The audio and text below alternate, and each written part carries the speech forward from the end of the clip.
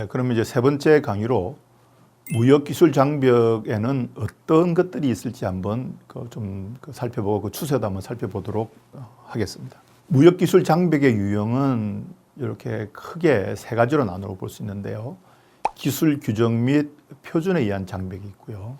또 두 번째로는 검사 및 인증 제도상의 장벽, 다시 말해서 적합성 평가의 문제가 되겠고요. 세 번째가 라벨링 요건상의 장벽이 되겠습니다. 먼저 기술 규정 및 표준에 의한 장벽을 먼저 간단하게 살펴보면요. 앞서 말씀드렸습니다만은 기술 규정은 자국민의 생명 안전, 보건, 환경 보호를 위해서 강제적으로 집행하는 그 내용이 기술 규정이 되겠습니다. 예를 들어서 전기 제품의 경우에 우리나라 같은 경우에는 220V를 쓰게 됩니다.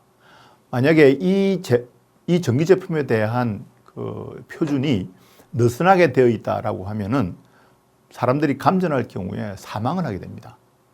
따라서 이와 같이 국민의 안전과 관련된 매우 심각한 경우에는 기술 규정이라고 해서 법률에 의해서 꼭 지키도록 하고 있습니다. 그렇기 때문에 이것은 우리나라에 수출을 하고자 하는 외국 기업에게도 당연히 강제적으로 적용이 되는 거죠.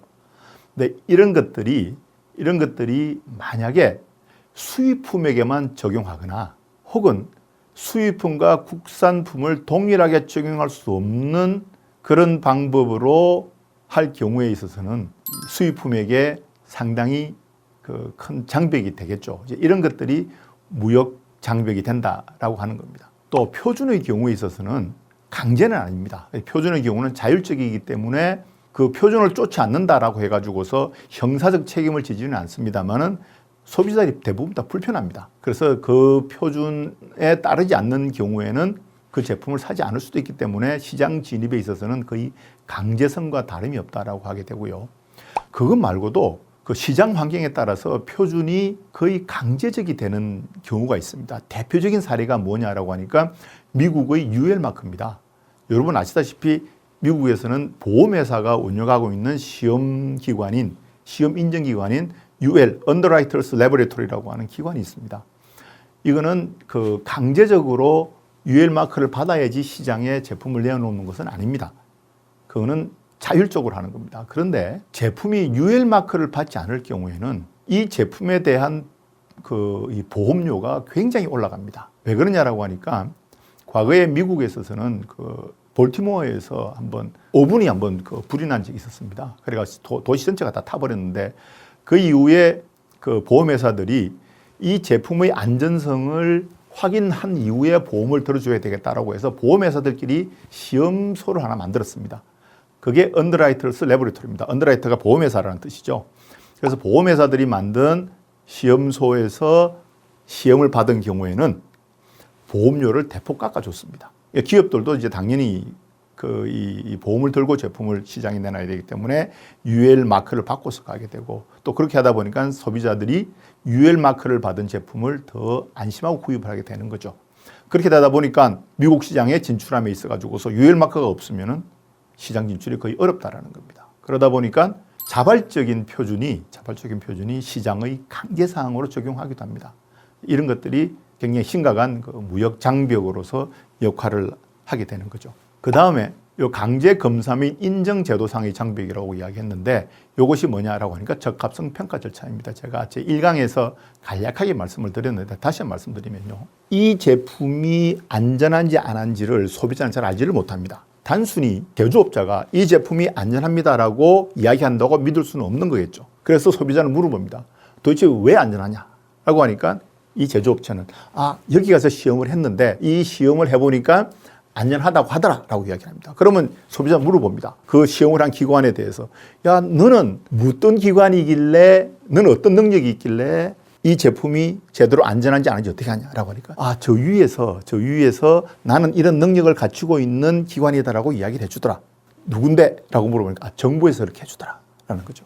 우리나라 같은 경우에는 코라스라고 합니다. 즉 이 시험소 인정기관이라고 하는 그 코라스가 있습니다. 코라스에서 너는 그런 시험을 할 수 있다라고 하는 거죠.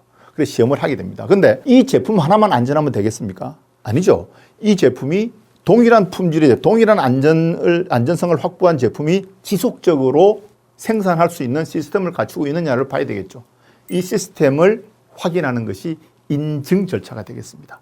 그래서 인증기관이 그 공장을 방문하게 되는 거죠. 그 공장을 방문해서 제대로 시스템을 갖추고서 이 제품을 생산할 수 있는지를 살펴보게 됩니다.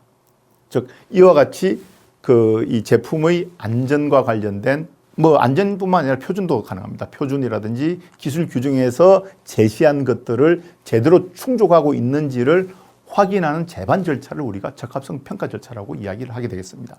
그런데 이런 적합성 평가 절차가 굉장히 중요한데 이 절차를 중복적으로 요구하는 경우도 있다라는 거죠. 다시 말해서 뭐냐면은 우리나라가 어떤 특정 제품을 미국으로 수출하고자 하는데 국제적으로 공인받는 기관으로부터 시험 인증을 받아서 괜찮다, 안전하다라고 받았음에도 불구하고 미국에 수출하려고 그러면 미국에서 또다시 그와 유사한 시험을 요구할 수 있다는 겁니다. 즉 이런 것들이 중복 검사 요구가 되겠습니다. 물론 우리나라도 비슷한 요구를 하기도 합니다. 다 이런 것들이 뭐냐? 국민의 보건 안전 환경을 위한다라고 하는 그런 1차적 목적 이외에도 또 조금씩은 있다라고 말씀을 드릴 수 있겠습니다.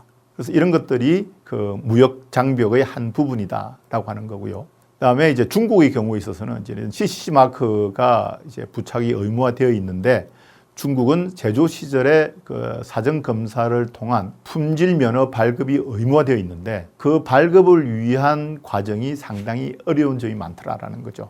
즉 CCC 마크 자체의 문제라기보다 그것을 위한 사전 이 제도 자체가 수출 기업들이 이 제품을 수출하는데 어려움이 될 수도 있다라고 하는 것이 되겠습니다.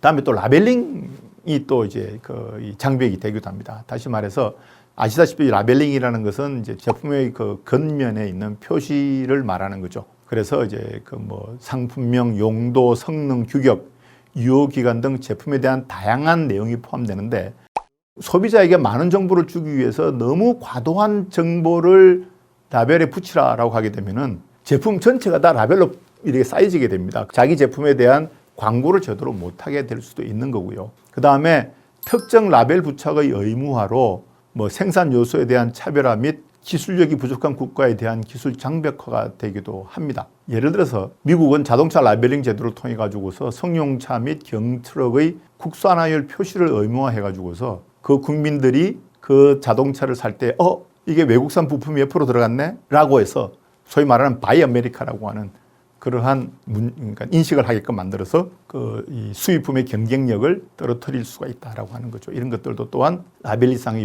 요건이고요. 우리나라에서 러시아로 굉장히 수출이 많이 되는 라면의 경우에 과거에는 품질 표시라든지 이런 것들이 박스에만 라벨링을 하면 되도록 되었습니다. 그래서 이 회사가 컨테이너에 혹은 이 선박 전체에 그 많은 컵라면을 싣고 블라디보스토크로 갔는데 그 중간에 규정이 바뀌었습니다. 그래서 라벨링 요건이 박스가 아니라 창품 단위로 하라 이래 된 거죠. 그러니까 통관이 안 되는 겁니다. 이런 것들이 라벨링상의 장벽이라고 말씀을 드릴 수가 있겠습니다. 그래서 이런 무역기술 장벽의 구체적인 사례들을 보게 되면은 국제표준과 일치화되지 않는 표준. 굉장히 심각하죠. 우리나라에서는 국제표준에 맞춰서 제품을 만들었는데 우리가 수출하려고 하는 A국은 국제표준이 아니더라 하게 되면은 우리가 또 다시 생산 시설을 다시 갖춰야 된다라고 하는 문제점이 될 수 있겠고요. 그다음 자국 제품하고 수입 제품을 차별적으로 대우한다. 즉 인증 제도 같은 경우에 있어서 다른 인증 제도를 쓰게 함으로써 돈과 시간이 더 많이 들게 한다라든지 이런 것들이고요. 그다음에 적합성 평가 절차의 중복. 즉 국제적으로 공인받는 시험이나 인증을 받았음에도 불구하고 비슷한 것들을 또 하도록 한다라든지 하는 그런 게 되겠고요. 그다음에 적용되는 법률 및 기술 규정의 투명성이 없다. 도대체 이 규정이 왜 필요한지, 어떤 과정으로 만들어졌는지, 또 국내 기업에게 적용되는 것과 외국 기업에 적용되는 것이 어떻게 다른지, 이런 동일한지 이런 것들이 잘 알 수가 없다. 이런 것들이 문제가 되겠고요. 그다음에 관료주의적 절차입니다. 즉 인증기관이 굉장히 길어진다든지, 도장만 받으려는데 시간이 엄청 걸린다든지 이런 것들이 이제 문제가 될 수 있겠고요. 그다음에 외국의 유사 인증을 불인정한다든지 이런 것들이 무역기술 장벽의 구체적인 예가 되겠고, 이런 것들이 기업들이 제품을 수출하는데 굉장히 어려움을 겪게 되는 그런 것들이라는 거죠. 그래서 이런 특징을 보게 되면은 이런 무역기술 장벽이 첨단 및 새로운 기술에 대해서만 되는 것은 아닙니다.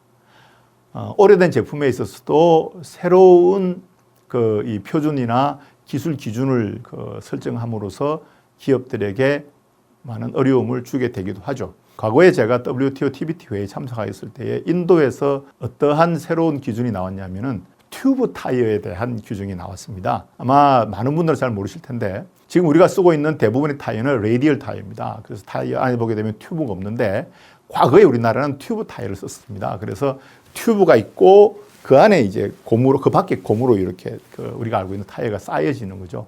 그래서 그 튜브 타이어에 대한 규격이 인도에서 새로 만들어졌는데 우리나라도 인도에 수출하는 튜브 타이어를 수출하는 경우가 있었습니다. 그래서 그 규정에 그런 규정들이 이제 그런 수출하는 기업들에게 당해가 되기도 하고 그렇습니다. 그 다음에 그런 제품의 성능만이 아니라 공정 및 제조 방법과 관련해서도 이제 무역 장벽이 당연히 나오고 있다라고 하는 거고요.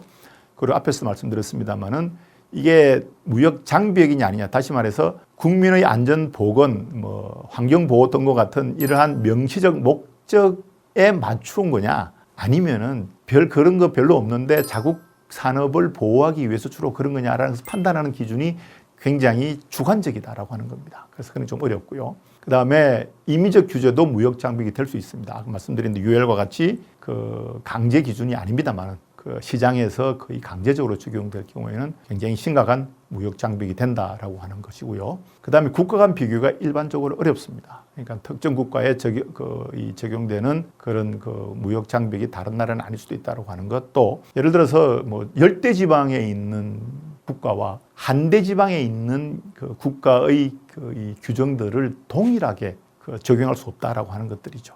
이런 것들이 좀 문제가 어렵고요. 그 다음에 기술 발전에 따라서 당연하게 무역 장벽들이 다양한 형태로 동태적으로 나타나고 있는 거죠. 이제 앞으로 이제 4차 산업혁명이라고 하는 이야기들 많이 나올 텐데, 그러다면 이제 그때는 이제 시스템 표준이 굉장히 심각한 문제가 되게 될 것입니다. 그런 것들이 이제 과거에 보지 못했던 새로운 무역 기술 장벽의 형태로 나타나게 될 거다라고 하는 거고요. 따라서 이를 대처하기 위해서는 정부와 민간의 아주 유기적인 협력 관계가 굉장히 중요합니다. 정부가 전 세계에서 일어나고 있는 모든 표준 및 기술 규정의 동향을 실시간으로 알 수는 없습니다. 가장 먼저 알 수 있는 분야는 어디냐면 기업들입니다. 기업들이 해외 시장을 개척하는 기업들이 현장에서 가장 먼저 접하게 됩니다. 그러면 그 내용을 빠른 시간 내에 우리 정부에게 통보하셔가지고 말씀을 드려가지고서 같이 잘 대처할 수 있도록 하는 것이 굉장히 중요하겠습니다. 제가 알고 있는 한 우리나라의 이 공무원들, 이와 관련된 무역 기술 장벽 관련 공무원 여러분들은 여러 기업들을 정말 적극적으로 돕기 위해서 항상 노력하고 있고 준비하고 있습니다. 제가 잘 알고 있습니다. 그래서 여러 기업 하시는 분들 이런 이슈 접하게 되면은 빨리 정부하고 논의하시는 것이 굉장히 좋을 듯 하겠습니다. 그리고 선진국과 개도국을 포괄하는 모든 국가에 사용하고 있다. 선진국만 하는 것이 아니라 요즘 들어서는 개도국들도 굉장히 많은 통보문들을 WTO에 보내고 있습니다. 그 내용을 한번 좀 살펴보도록 하겠습니다. 이 무역 기술 장벽이 세계적으로 빠르게 증가하고 있고 적합성 평가 절차의 비율도 점점 증가하고 있다라는 거고요. 그리고 선진국에서는 과도한 기술 요건들이 있고요. 근데 개도국 같은 경우에 있어서는 좀 불투명하고요. 또 과도한 시간 이런 것들이 좀 문제가 되고 있습니다.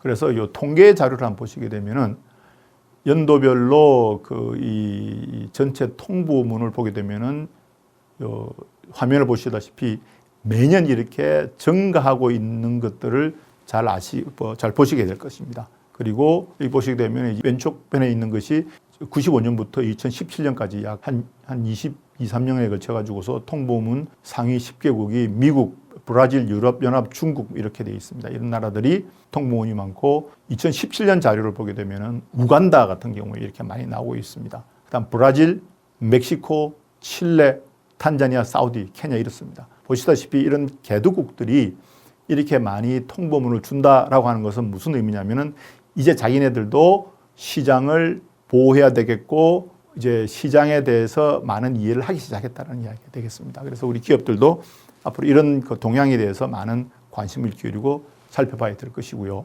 2015년에서 17년 약 3년간에 걸쳐서 주요국의 TBT 통보문을 보게 되면은 한국 같은 경우에는 이렇게 80여 건에서 50, 60건 정도 이렇게 꾸준히 하고 있고 미국도 많이 하고 있습니다. 분야별로 보게 되면은 식의약품, 전기전자, 화학, 세라믹, 생활용품 등이 약 37%에서 10, 한 5, 6% 사이로 이렇게 통보문의 반 이상을 이렇게 차지하고 있습니다. 또한 그 목적을 보게 되면 앞에 말씀드린 대로 인간의 건강 및 안전이 가장 많습니다. 그 다음에 품질 규정, 환경 보호 등 뭐 이런 각각의 이유를 붙여서 이렇게 통보문을 보내고 있는데 앞에서 말씀드렸다시피 이것이 진정 이 목적만이냐 하는 것도 다시 한번 더 잘 살펴봐야 될 부분들이다라고 하겠습니다. 예, 이상이 그 TBT 통보문의 유형에 대한 설명이었습니다. 네, 감사합니다.